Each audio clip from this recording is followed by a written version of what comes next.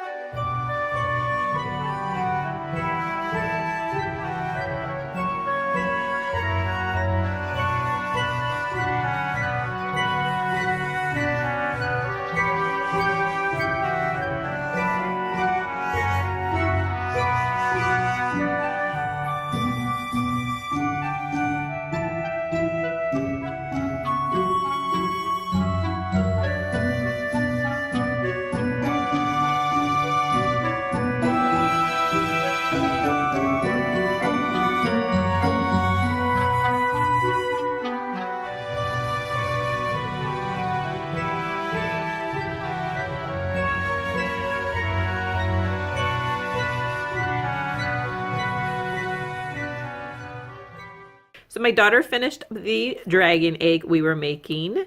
It came out really nice. We just finished putting on the last piece. We did this all in the silver. This took about 2.5 of the containers from the dollar store. So that is about 750 pins we had to use to create this egg. And then I originally bought 4 small eggs, which I was going to return when I found the larger one, and my daughter insisted she wanted small dragon eggs as well, so she did that one. These took a little bit under 1 container per egg, so they had a few gold ones, so she did 1 full silver. She did a full gold, so you can see the difference if you decide you want to try the other colors. And then she decided to do a mixture. So this one, you can see the rows of the silver and gold, hopefully. And then she decided to do one where it was a little bit chunkier. So you can see there's like little sections of silver with the gold.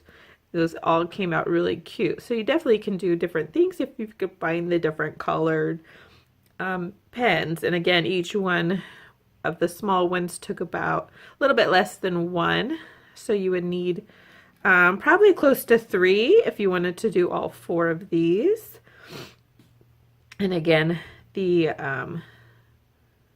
2.5 to do the large egg. Can't wait to show you what they look like when we are done putting them in the tree.